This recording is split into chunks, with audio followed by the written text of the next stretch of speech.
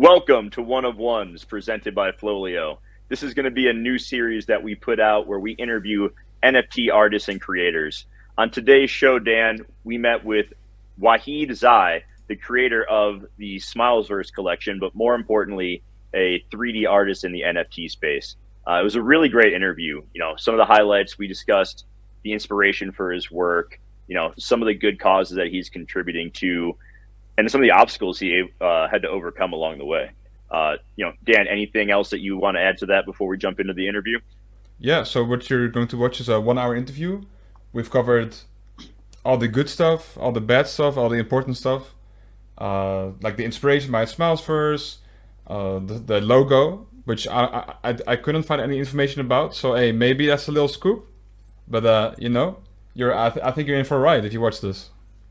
All right. So thank you, everybody, for tuning in to One of Ones here on the FLOLiO YouTube channel. Give us a like, a subscribe, and if you enjoy this episode, please share it far and wide. Without further ado, we bring you Waheed Zai. Enjoy. Welcome to One of Ones presented by FLOLiO. On today's show, we're going to be interviewing one of our favorite creators, or at least one of my favorite creators in the NFT space, Waheed Zai. You know what? I'm just going to pull him up. Hey there, Waheed. Hi, how you guys doing? Doing great. My internet's going to hell. I'm sorry about that. Yeah, JWeb's absolutely Okay. getting hammered on the internet. Yep. Why don't you guys start talking? I'll see if I can figure this out. All right, sounds good. So Waheed, we had a few questions lined up. Like we preferably wanted to keep this a little bit free form. But we can just start off with when did you start creating? So like in general. That's the funny part is like I didn't really consider myself an artist for the longest time. Yeah. I didn't really start making art until like the beginning of the pandemic. I grew up playing soccer. That was the most accessible sport in Afghanistan. In art. Yeah. Even in Western culture, it's kind of like not frowned upon, but it's like, oh, you're an artist, sure you are. You know what I mean? So like that's exemplified by 20 times when you're in Afghanistan, when like things are even where like you gotta survive. You know what I mean? Like Yeah. you don't got time. So I kind of stuck to like in soccer because that was like the most accessible sport, and then States, I continued doing that. United States is not the most ideal place you go for like, soccer especially. Yeah. So like subconsciously, I kind of gave up on that dream when I came here. Where I was like, I'm gonna still keep playing, but like the dreams of like going and playing for Barcelona and doing this is kind of gone. You know what I mean? Yeah. So it was the beginning of the pandemic that like everybody was quarantined at home, and I'm like, I gotta do something for my like mental health because like I cannot be staying at home. I can't go play soccer. I can't be around people. And so I was seeing like some of my some pages I follow because back to the whole thing. I'm a big music nerd, so I was like seeing some of my favorite like albums being created in the different forms and stuff. And I'm like, oh, what is this program they use? This is pretty cool. Like it feels like tangible. I did a bit of research until I found this program that was like a free 3D program. And so I kind of got into that, and I was recreating like my favorite album covers and stuff with Legos. I used to do my phone with PixArt. I would take like edits and like take Legos and put like a bear head on. Like that's a Kanye, stuff. Yeah. But it was the beginning of the pandemic that I actually dived into it, and it was just like posting it on Instagram for like, that's what it was. And slowly over time, like people started resonating with it more, and like the following grew. But to be honest, as I look back now, like I don't really consider myself an artist until like I started making original work, in a sense, if that makes sense. Instead of trying to take something and reinterpret it of like, this is my favorite album cover, I'm gonna do it in Lego form, and moving from that to being like, oh, because the NFT space was the first time I actually told my story. You know what I mean? Before that, it was pulling from stuff. And like recreating someone else's story. Yeah, right? yeah. So it was actually the beginning of the like, to be honest, when I look back, like June 5th. It's probably the day that I consider myself like becoming an artist, where like I start telling my story rather than like reinterpreting others. Do you ever like celebrate that day? Like, do you think that, like whenever the day hits, do you think back and in the anniversary of what is the date today? I don't know the months in order. It's the 12th of April. Couple months, yeah, like 2 months, 3 months. Like it's gonna be the 1 year anniversary of like my first like personal piece, you know, in a sense. Yeah. I don't know. It feels like yesterday, but it feels like 20 years ago at the same time. Just because, Yeah, that's NFTs, man. yeah, you know, this is how the space moves. Yeah, so it's interesting because artists like Childish Gambino don't consider themselves to be rappers either. Yeah, because I feel like the whole, it's just, you just create to create, you know what I mean? Yeah. The whole labeling of this and that, Yeah. art, what is not, is like, because I sometimes look at stuff, I'm like, well, if that's art, mine's can't be art. But if mine's art, that can't be art. You know what I mean? So we just strip the labels off, then we don't have to worry about labeling stuff, you know what I mean? So that's kind of how Yeah, labeling is very interesting because it's entirely to help people understand, right? It creates something tangible for themselves, while it doesn't necessarily have to be accurate in general. Exactly. And so it can be harmful as well, right? For example, are you familiar with PAK, like PAK? Yeah, I'm pretty sure I heard that. Yeah, so they often refer to themselves as a creator, like they create. Yeah, I think that's the perfect thing. Is like, yeah, what you create is up, you know, for people to couldn't decide. You just create it. As purest form, I feel like that's what we all do. You know what I mean? I think. yeah, exactly. So JWeb, I can see you're back in full color. That was fun. Yeah, sorry about that. Welcome Connectivity issues, all that stuff. So, you know, you started creating, you said June of 2020, right? Was when you really dove into it. I know 2021? Yeah, so just last year. Okay. So one thing I want to do is, and I have your page on Foundation. I'm gonna pull it up because that was part of why I wanted to do a video episode, was so that we could like talk through some of your work, because I think it's really, really cool. So, you know, I want to go back to you know, this is maybe your most well-known one of one. Is the all smiles skateboarding one. Everyone good here? See all that? Yeah. So like, what was, you know, talk us through that, kind of like what led to it. What are some of the details? Because your work is so detailed. That's one of the things I love about it. You know, there's layers to it, the shading, you know, whether it's like in the, you know, the smiles, or it's like the dimples on the bag, there's so much attention to detail. So what are some things that, you know, you want to point out here that maybe people, you know, glossed over just looking at it? The funny thing is, this whole piece and like the character and all, like, has such a crazy backstory to it, you know, before it came to fruition, because this piece was supposed to be completely for something else, you know. Because I was working at school. I've said this before, but like, I was in school, and you know, I was in college class, and I remember getting an email because I had done a Pushaisi album cover around January of 2021. You know, like I said, I was doing these like album, like just recreating album covers here and stuff in Lego forms and all. And then it was around December of 2020 that I get like a message in my Instagram. It's like, oh, we were trying to work on this album cover if you have time or whatever. And they gave me a name of the artist, and I clicked on it. I don't know who Pushaisi was at the time, but for me, like, working $11 an hour, like, I'm like, that's a bag. You know? I mean, like, already spending time, like, hours and hours a day making something, and my mom and my brother already looking at me like, you're not bringing enough income in for you to be, you know, like, spending this much hours on something that's not you, you know? And that's a valid thing, because it's like, I realize that too. I'm like, I'm posting this for likes, you know what I mean? It's but like, I can't put 8 hours into therapy every day, you know what I mean? Like, that's just not manageable. So when they offered me, like, you know, at that time it was my highest paid commission, and I'm like, I said yes to it without even knowing what I was saying yes to, you know what I mean? I never human character model before, but I'm like, this is a crazy opportunity. I'm not saying no to it. So I say yes. I start building this character, and it was around December. And then like this Whole Lot of Red, Playboy Cardi's album dropped, and I took that, and I really liked the album, so I took that character that I was working for Shiesty, kind of messed around and like made an album cover for like, and I feel like that was the first time I kind of interpreted work rather than like in a sense stylized it. Or I always look at an album cover and be like, okay, I'm gonna take this album cover and like make it in Legos or make it whatever. But this was the first time where I looked at the album cover and it was not enough for me to make go off of. So I was like, I'm gonna just put my headphones on and create like off the music, you know. And I feel like that was a pinnacle point in my like how I perceived creating, where it was like I didn't have a reference, you know. I put the album goes crazy. I didn't even realize who like the album was gonna blow up, and you know, things are amazing.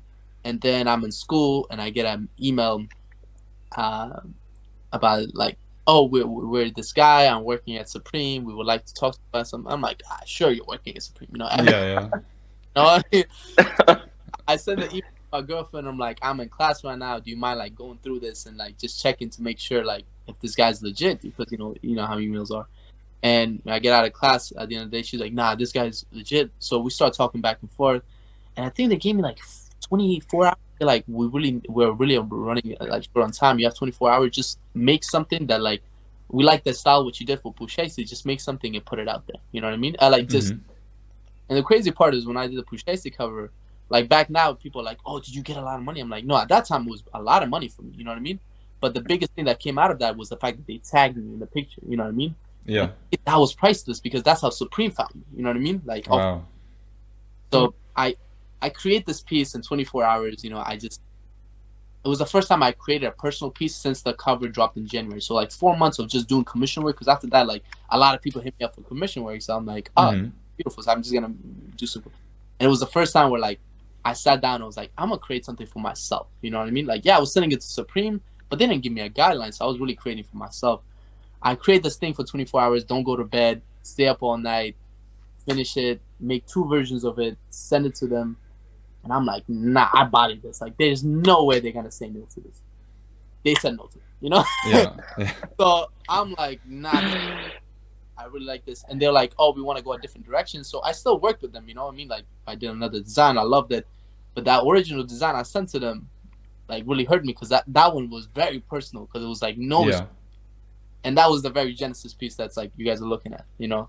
That was the piece, and it was crazy because like the stickers in the bottom initially was like shaped in the form of S. If you even look at the bag, like it gives very Supreme like bag vibes because that's what it was, you know. Like it was supposed to be a thing. The New York vibe. I was like, I always wanted to go to New York, even when I was in Afghanistan. So I was like, added to New York. Like I always wanted to skateboard. I never really had a chance to do it back home. We barely rode to skateboard on, you know what I mean? So it was like taking all of that and putting into like, I wish I could have lived that lifestyle in a sense. I can't, so I'm gonna make it in form and give it to them. And you know, that became the genesis. You know, I took that and I'm like, screw it. You know, I'm gonna just do this. I went and like edited it a little bit, make it more personalized, and I put it out. That became the genesis. You know, the very character that now you see on Smilesssvrs and everything. It's crazy because like, it all started. There you go. So it was a blessing in disguise, you know. But this piece is just, I always look at it and I realize I'm like, people don't even realize like this, the amount of work behind it. And then like where it is now, it's a beautiful. That's an awesome story. Yeah. I'm really happy that we pulled this one up. Another one I want to look at is the piece Reasonable Doubt. So we're gonna pull this one up down here, and there's once again a lot of detail in this. You know, you have that same bag with that, you know, the red with the white box Supreme, and you got a CryptoPunk, you got a Bored Ape. Yeah, that's a Franklin Ape, right? Yep. I think so. Yep. And then, you know, Ape is on the one too, the skateboard. Okay, Sorry? nice. Yeah, on the skateboard, like oh, you can see it right here in the corner. Yeah, like in the original piece too. The funny part is when I was working on that piece, I had this other Genesis. It's not under my name, but it was like this Young Thug and Dirk piece that blew up. Like Drake created that meme. I don't know about NFT, so it's actually through like we did like collab with somebody. I don't know what I was doing. Like you just gotta go through certain experience to learn that like, nah, I shouldn't have done that. We minted it. It's not really under my name, but it's mine. Whatever. But Franklin had bid on it. I didn't even know like what board. Oh.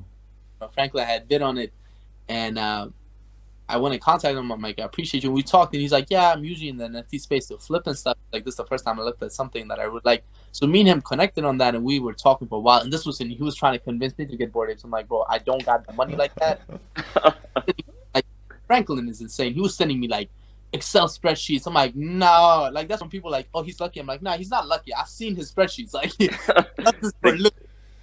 But the guy works, yeah. Yeah, and so he was showing my love, and so when I did the Genesis, I was like, I want to make sure I give some homage to him. And he hit me up. He's like, oh, people are doing derivatives for the apes and stuff. Like, if you ever want to use any of mine, like, feel free to. And I didn't even know what that meant, derivatives, at that time.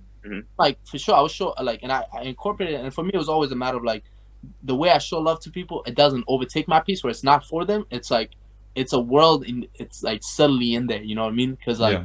It's done tastefully where it's not forced. I don't want to be like, oh, here's just an ape in the middle of the thing for no reason. It's like, nah, Franklin was like that thing that carried, like allowed me to kind of have the motivation to drop like my Genesis. So he's in the skateboards throughout the whole thing. It's funny that but his ape is on the wall too, and reasonable. Yep, right above the album. I love that you include the album cover right there on the wall too. Mm-hmm.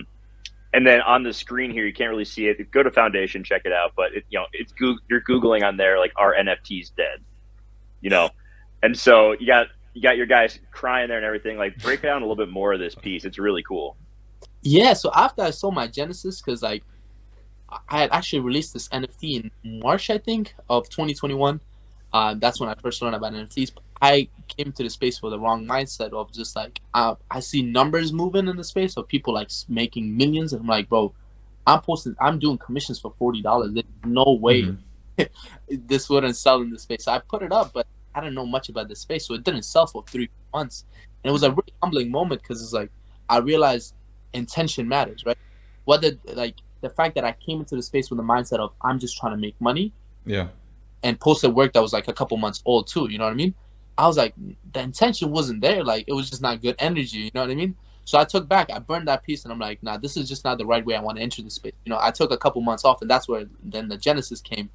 But the next 3 pieces, Act 1, 2, 3, 4, is literally like a story about how I sold my Genesis. That's why Act 1 is those 3 months of when I was sitting there like, what am I doing wrong? Like, I'm not even working on personal pieces because my personal piece didn't sell. So I was just working on commissions, trying to like, because with commission work, you do it a certain, you deliver the product, they give you money, you're good. You know what I mean? Like, it's less to do with art, more to do with like almost like work to pay. You know what I mean? Like, but when you do like personal pieces and it doesn't hit, that's more like it hurts a little bit more because it's like you don't look for money in that form. You look for like, in a sense, validation. All, right?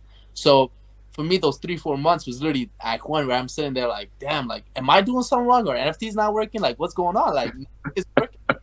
And I have all the stuff that like we're referencing like to my childhood. I grew up like in Afghanistan, and my brother's wife is American, and when she came, I remember she gave me Toy Story 2. Like, I remember watching Toy Story 2, but I thought Toy Story 2 meant like Toy Story as well, not Toy Story as like. So I didn't even know there was a Toy Story 1 and 3. Yeah, I the wallpaper is a reference to that because I truly loved like that Pixar animated feeling. Obviously Reasonable Doubt, because for me, like, Jay moving from what he was doing on the streets to like making music, where he's like, okay, I made it in a certain lifestyle. Now, can I make it in this other lifestyle? You know what I mean? And that's what it was for me. I'm like, I did it on Instagram. I was posting, I was getting my likes and stuff, but now can I make it in this other form? So for me, it was like the perfect way to enter like the space with this piece, where it's like, it was my Reasonable Doubt. It was my way of like questioning, like, I made it in this one lane, can I do it in this? It didn't work out for a couple months, like it was very bad. Yeah. Pieces kind of resonate, and all those posters are references to like, the stuff that like, that inspires me. Spider-Man growing up on that. I remember I had a spider bite me, and like for the next 3 months, I was just trying to put my hand on the wall, thinking it was like, and I'm like, nah, it's still not Spider-Man, That and it's crazy because if you actually look at the shelf right over the skateboard, it actually has the name of all the pieces that follows up this piece. Like, it was almost like an Easter egg that says like My Turn, Victory Lab, Reasonable Doubt. Actually, okay. So when I dropped this, people didn't even know like the other pieces were already there. You just got to look into it and you would know what the order was. Just kind of did that, like being able to tell that story. And my favorite detail out of all of this is probably the one right behind him. Have you guys played the game Far Cry 3? Yeah. That's the main bad guy, right? What's his name again? Voss. Yeah. I love him. He's probably one of the greatest, like, Probably quote unquote bad guys, right? Antagonist of all time. Antagonist, yeah. Yeah, because to be honest, I would argue he's a protagonist because of how like I care more about him than the main character. But one of his craziest lines was he always say, he's like, insanity is doing the same again and again and expecting different results. And for me, that stuck in my, like, when I was playing that game, I was like 13. I didn't know what it meant by that. But space where I was like, okay, I dropped something with no real intention of what I was trying to do with it. I can't do that again. I have to really go build and tell my story rather than just a piece, So for me, that quote always rang like true to home, because like if I do the same thing again and then it doesn't work, who else am I to blame but to myself? You know what I mean?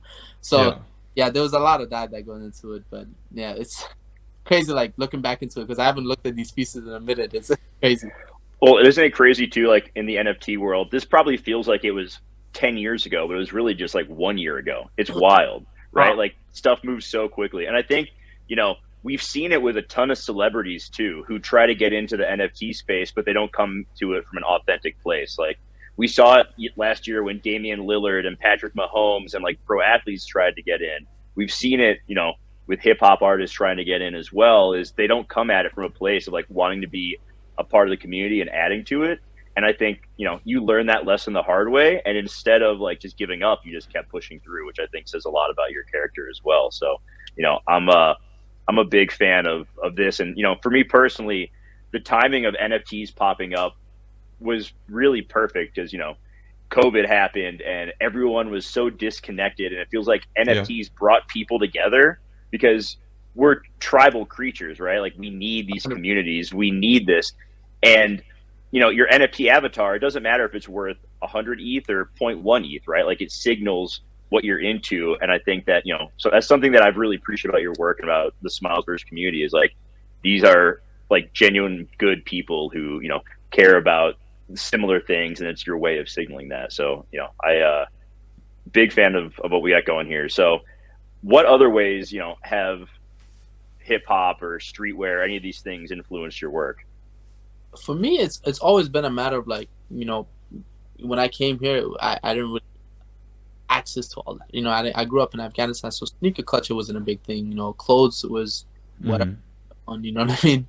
And so when I came here in 2015, and that was like peak, Supreme was going off, and like that's when like Virgil and Off-White was like finally breaking into this, not finally breaking, but like it was peak where like Hypebeast and all that was going on. And I remember looking at all this stuff, I'm like, that's so fire. I would love to combine this and this, but I can't because it's way out of my price range. You know what I mean? I'm looking at the Supreme t-shirts, and they're like, oh, but it's like only $60. I'm like, bro, I don't got $60. You know what I mean? Like, you know what I mean? Like, it's little stuff like that. But being able to even, always have that in the back of my mind. And so when Smilesssvrs came around, I was like, I want to infuse like the culture that I am embracing now, which is in America, being here for like almost 7 years now.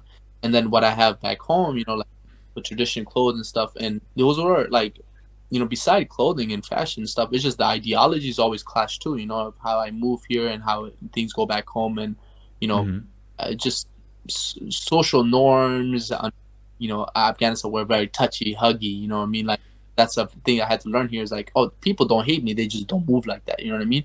But stuff like that, understanding.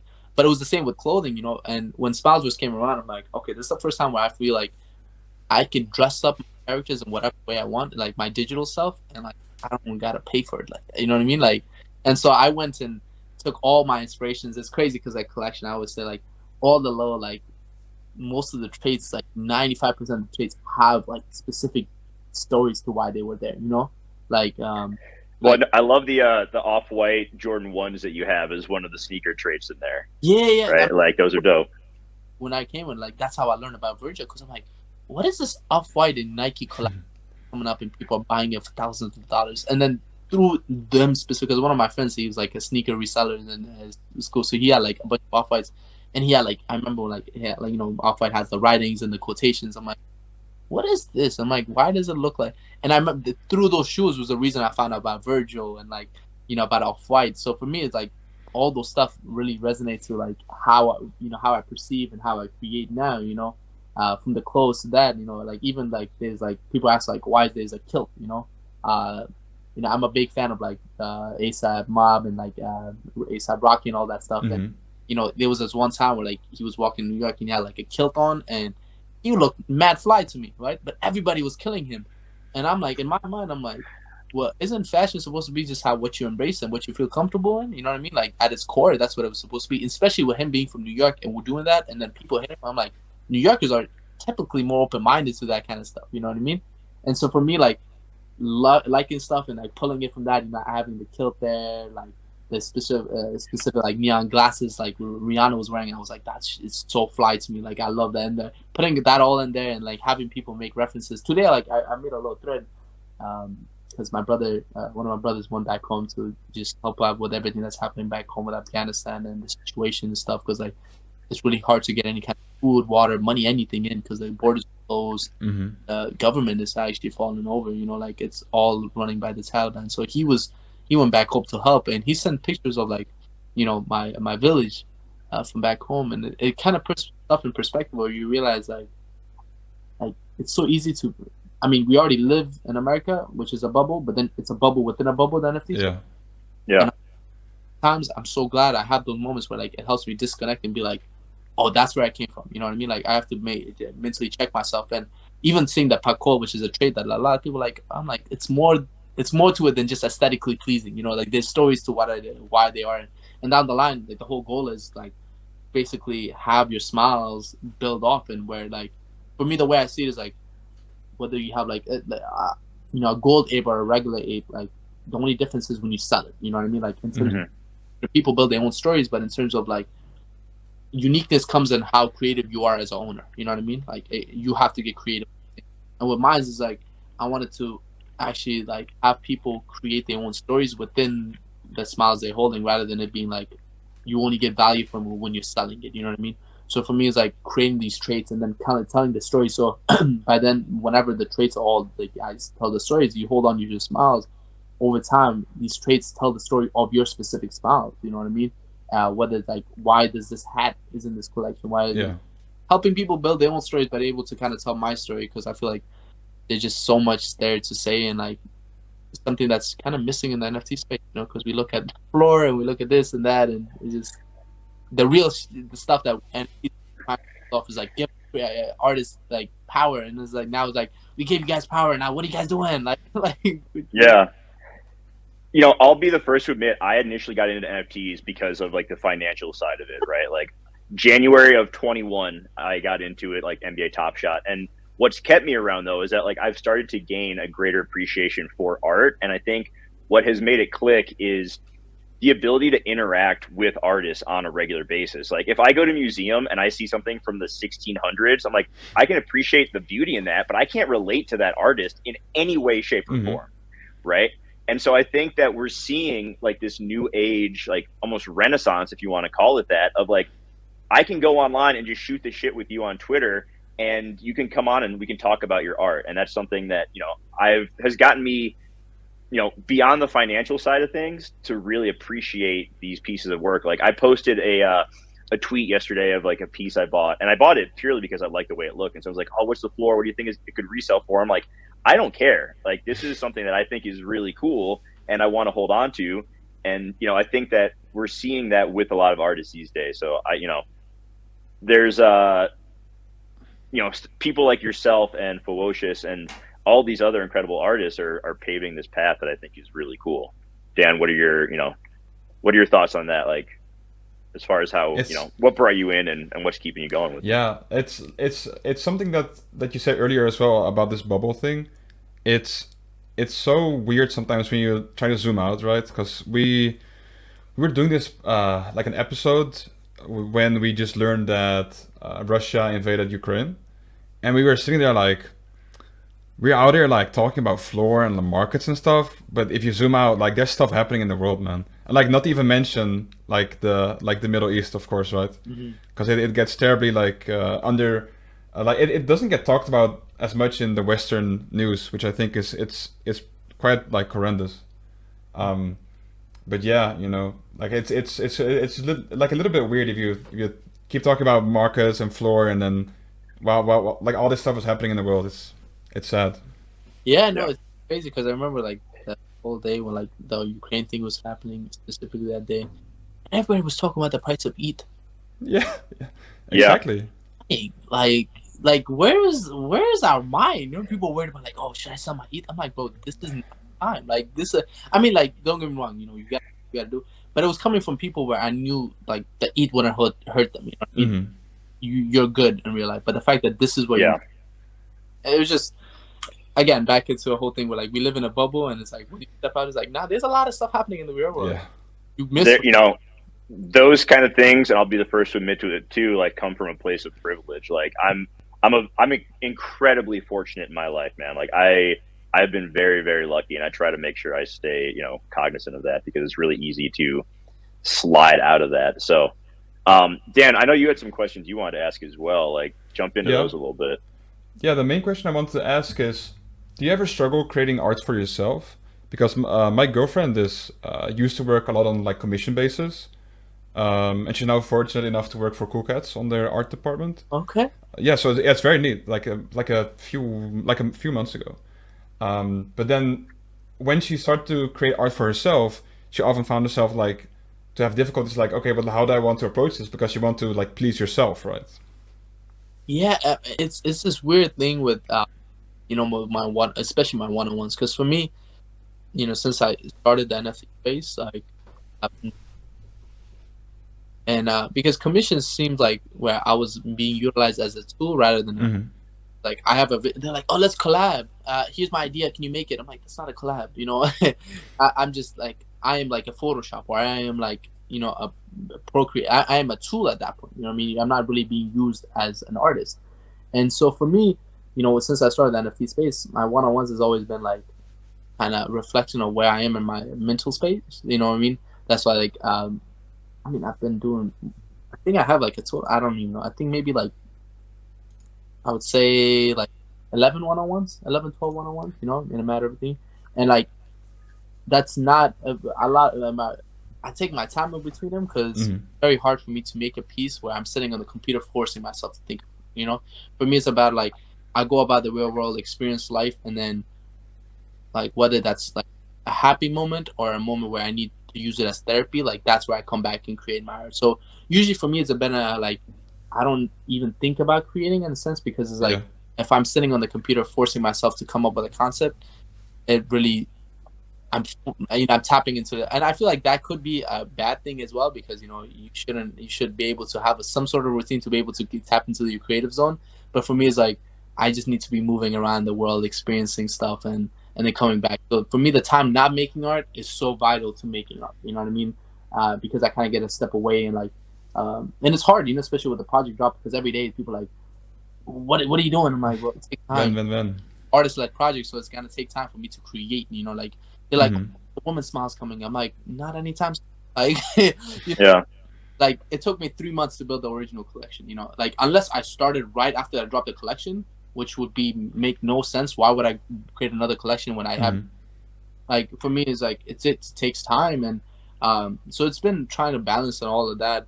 And so I kind of take my one-on-ones really slow, and like make sure, for me, that's almost like therapy, and I just put it to the side. And like whenever I get overwhelmed or it's a very happy moment, then I go back and be like, okay, I have a moment to really put this into like picture form, so I can kind of like time stamp it, of like back to the whole thing. We talked about the reasonable doubt piece, like that's what it was. It was a time stamp of like how I felt those 4 months, and I created that piece because I had to kind of go through it. You know what I mean? Like it's hard for me to sit there and like create a piece off emotions I don't feel. So for Yeah. me, I my one-on-ones usually take about like 2-3 days. I don't even spend too long on them. I can't even drag them out, because just the fact that I'm like, the longer I wait, the harder it is for me to capture the exact feeling. You know what I mean?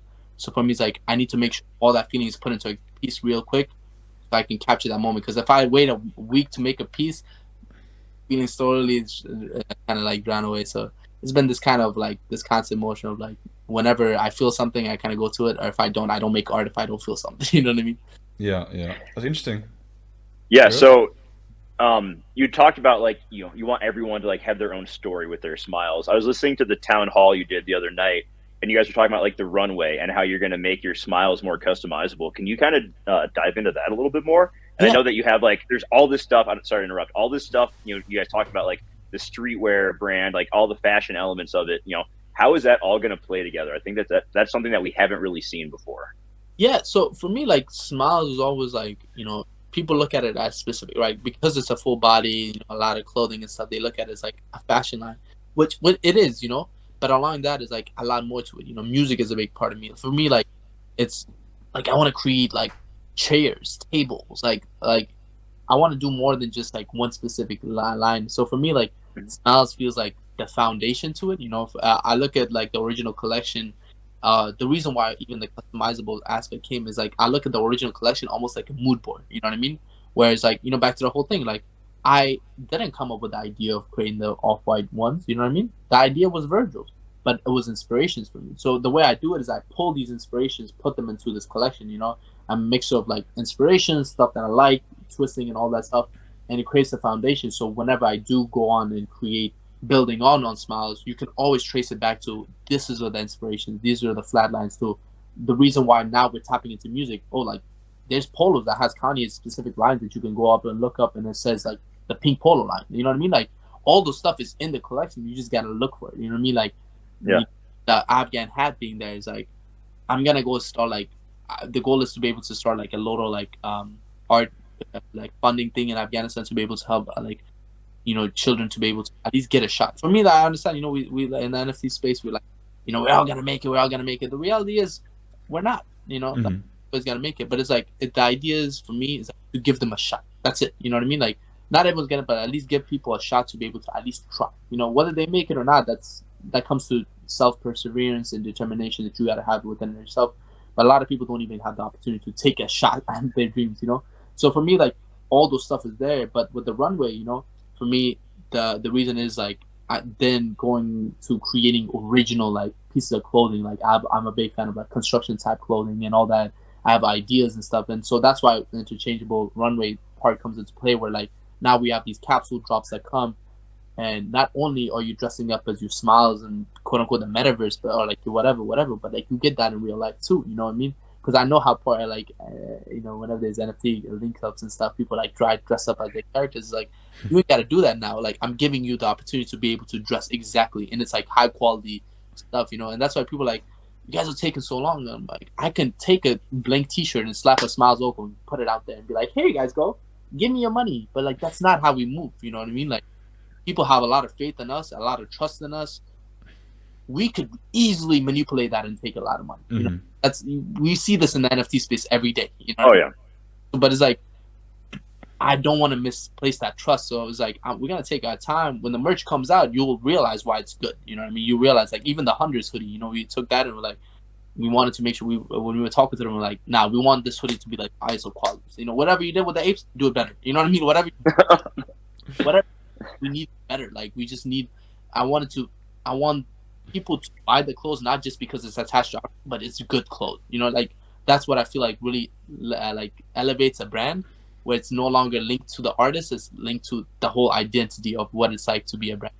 I don't think nobody's buying Off-White at this point at its core, like the regular consumer, because it's Virgil. They're buying it because it's Off-White. You know what I mean? I don't want people to buy it because it's me, but it's like they're buying it because it's a lifestyle. You know what I mean? And that's kind of how the whole runway works. So being able to have these interchangeable characters and heavy characters, because I played video games and stuff growing up. So I remember playing GTA and I'm like, you could switch between these traits, but I'm like, damn, I wish you could tuck his shirt in. But like now I have the opportunity to be able to create that thing and where he could tuck a shirt. You know what I mean?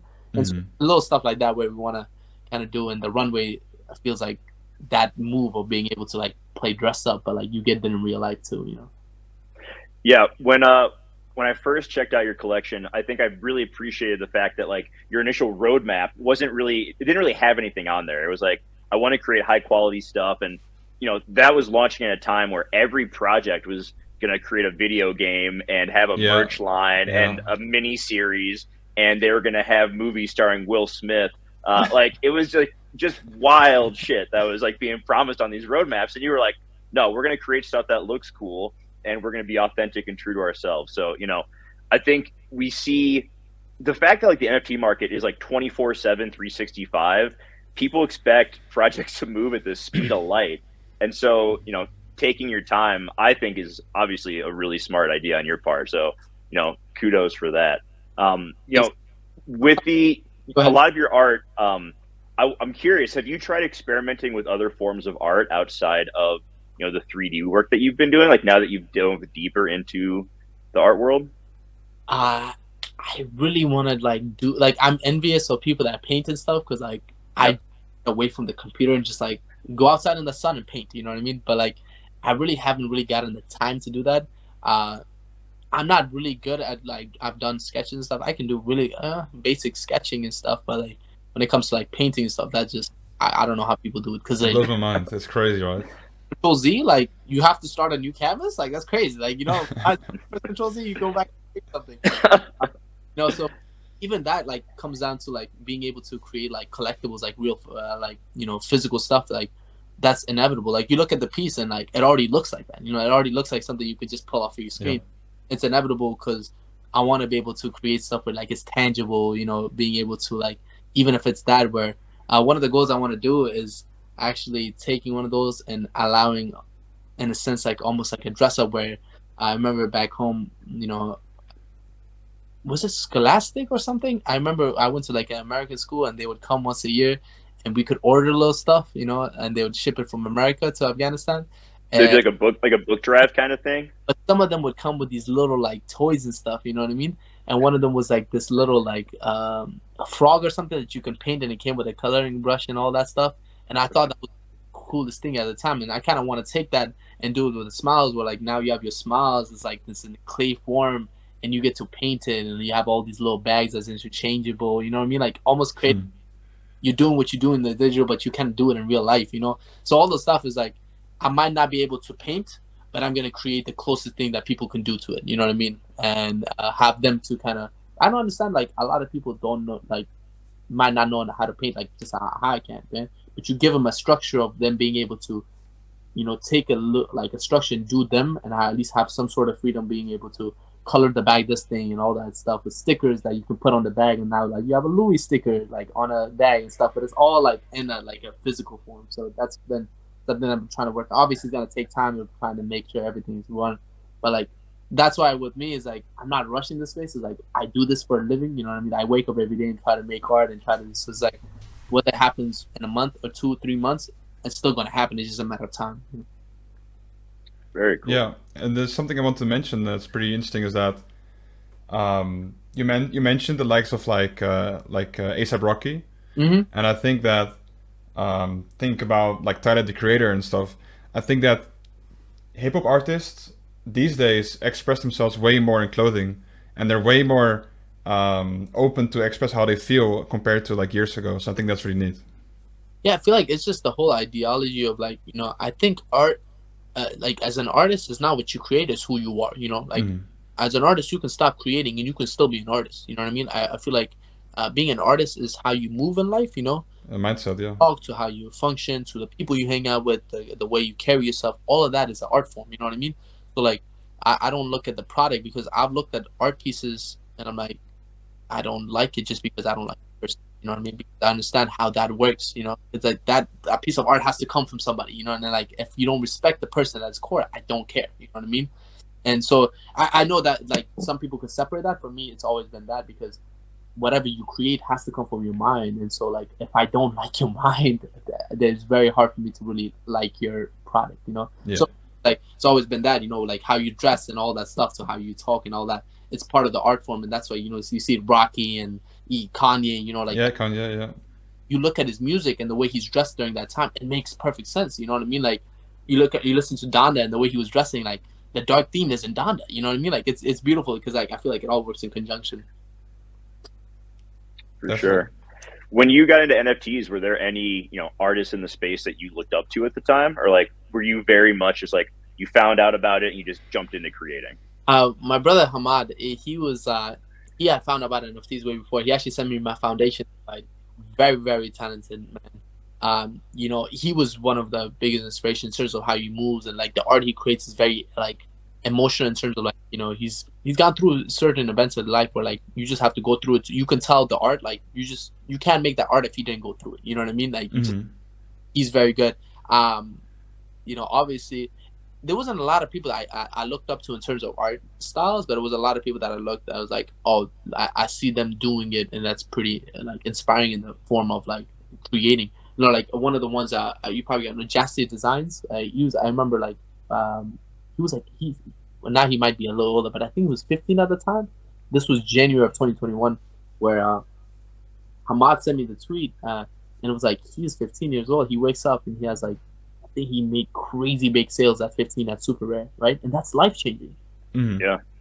That working $11 an hour, I'm like, that dude is inspiring as hell at 15. I got my life. You know what I mean? Like, I cannot be working at this food shelf for the next couple months. Like, and like, you just put that into your mind, and like, being able to eventually end up on super rare, you know what I mean? Like having the Genesis drop, like it was more than just, oh, I'm on super rare. It's like, nah, like a year ago, exactly a year ago, like I was sitting there like, damn, what is super rare and how did this 15 years old get on it and what is going on? You know what I mean? So it's like, it's those full circle moments where like it's more to you than it comes to the eye, and people think it's like, super rare. For me, it's like super rare is another platform. You know what I mean? It's a blessing, but it's like it's the manifestation that comes to your thing where it's like I put my mind to something and you did it. That's what matters. You know what I mean? For me, like I could not post on super rare at all again. Like it's whatever, but it's just the fact that like you just want to make sure you do certain stuff to be able to kind of like have your own mental checklist of like I did that. You know what I mean? Yeah. Hey, so talk to me about the logo, right? It's a two eyes and the smile. I wanna know more about that because I looked at the OpenSea, I looked at the website. I couldn't see it. Like I couldn't. So where is this coming from? The funny thing is, remember when I told you when I sent the Genesis piece to Supreme, I sent them two versions. I sent them Oh yeah. sent them a summer one. And if you look at the super rare piece, the first one is actually, that's why my first super rare piece a year later was the second smile. Like it's literally the continuation of like the reason why there's two smiles. You know, the first one being the summer one, and that was like the ups and downs. For me, all smiles, like people think it's like, oh, you all smile. Like for me, all smiles, the whole terminology comes from like you're gonna have bad days, you're gonna have good days, you know? And like you just gotta push through it. You know what I mean? Like you could sit there and sulk about it, or you could just get up and keep pushing and keep smiling because the world doesn't care at its core. Yeah. Like everybody has their problems, everybody has their issues. What makes me more special that I sit here and be like, people should feel more bad about me. You know what I mean? Everybody has issues. You just gotta keep pushing. You know, you smile into the face of it and you keep pushing. So that's why those two pieces, when I sent it to them, and they said no, that was my all smiles moment. That's how all smiles came into play. So I'm like, I could sit here and take this piece and like be mad, or I could put this piece aside and make them another piece that ended up on the shirt. And I kept those two pieces very close to me, and I'm like, these two mean so much to me. And the first one became the Genesis, and the second one became the Genesis and Super Rare. So like, it's like if you hold them next to each other, it's like the winter one and the summer one. It's like the happy and the sad, and those are. Gotcha. That's really cool. We're finding out some really between that and like some of the info on the Genesis pieces. I'm digging what we're learning about you so far today, man. This is pretty awesome. Dan, what other kind of questions you got? You got anything else that you wanted to bring up? Yeah. So on the website, I read something about you mentioning the imposter syndrome. So I was wondering if you could maybe talk a little bit more about that. Yeah, I feel like back to the whole thing of like not doing art for long. Yeah. The fact that like I come from a place where like I sometimes I feel like I'm a little too passionate about my work. You know, like and it could come off aggressive to people. You know, like when people talk about the project, I'm like, I understand my art style might not be for everybody. You know, like I'm not so full of myself where I'm like, no, everybody has to like my art. Like, I like art, you're doing something wrong. You know what I mean? You're making you're pandering to it.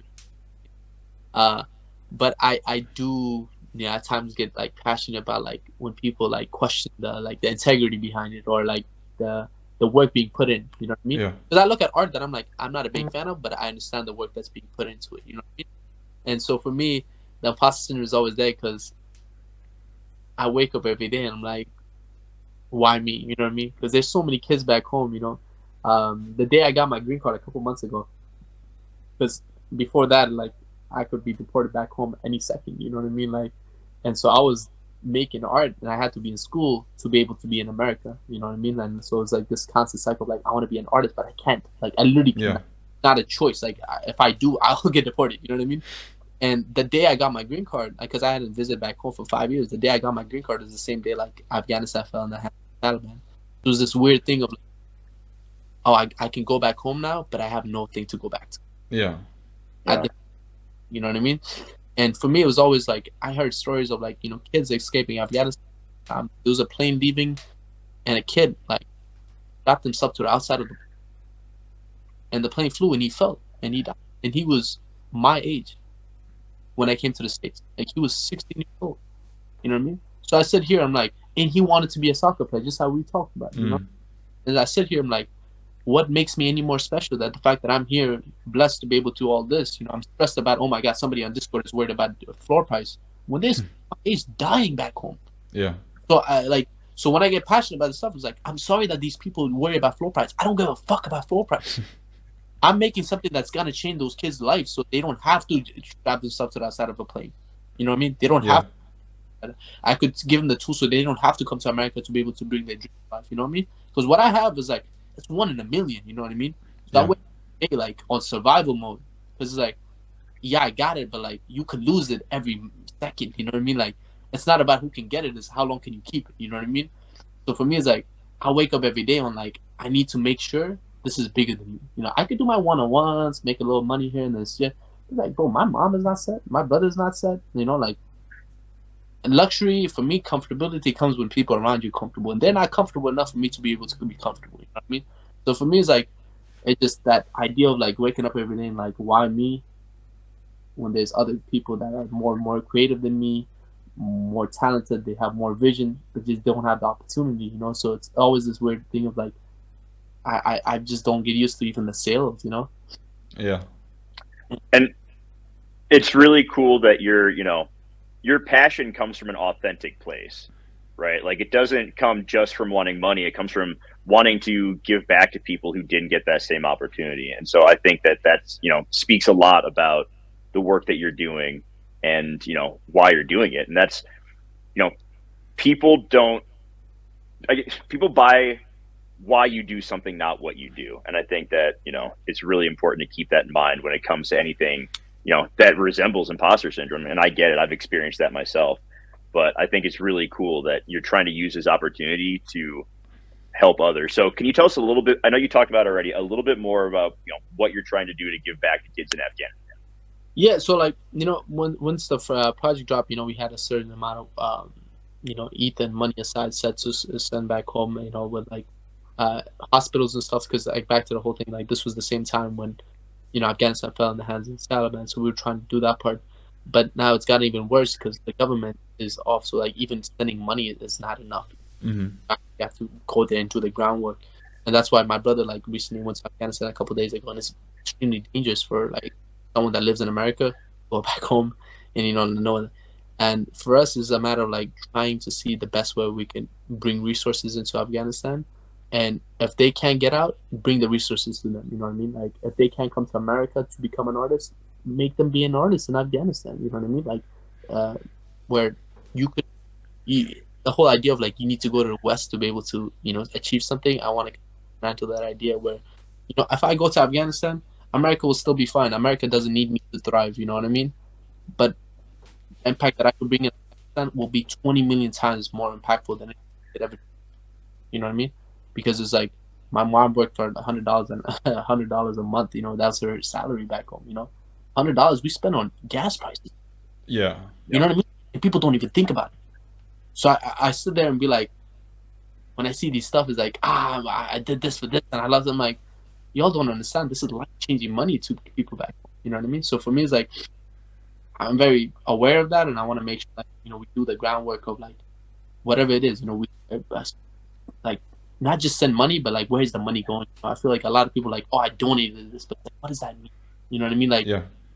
that just almost like, especially in a situation like that, like how do you know the Taliban isn't getting their hands on some of that money too, to some extent? Like, so it's incredibly brave of your brother to go over there and try to give back, man. Big shout out to him for that. Thank you.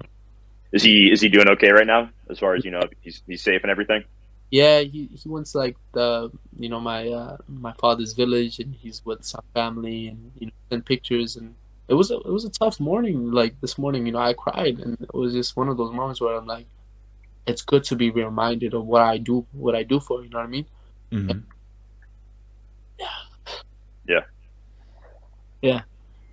Yeah, man. It's really great stuff that you're doing and that your brother's doing. So, take your time there. Dan, anything else you want to bring up with Waheed before we let him get going? Because we've, I could keep this conversation going for a long time, and I'd love to have you back on in the future. And, hopefully we can meet up at an NFT event someday and kick it, because that would be really cool.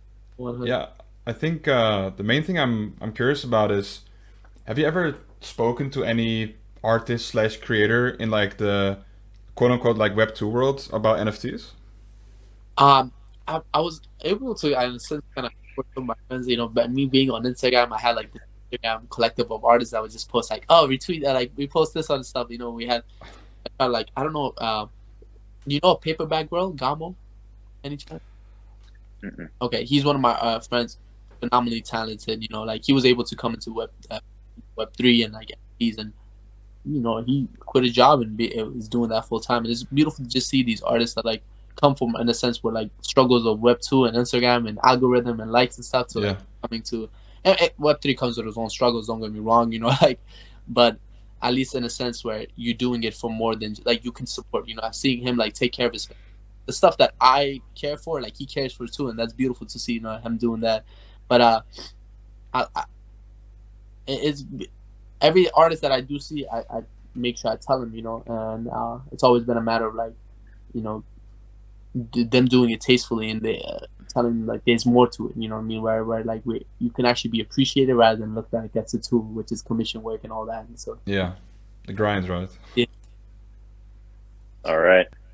Well, hey, I guess one final thing. What kind of advice do you have for any, aspiring artists, maybe kids who were, in your position a few years back? Like what was the one thing that you would like to send out and kind of pass along to them? You know, you could try like 5,000 times and you don't know out of that 5,000 times which number is the one that's how I treat it, right? Like, but you got to show up every time because you might get that one time out of that 5,000, but you don't know what number. It could be number 3 or it could be number 5,000. You know, but in order to get that one time, you got to show up every time. You know what I mean? And it's gonna be a lot of no's and it's gonna be a lot of like disappointments.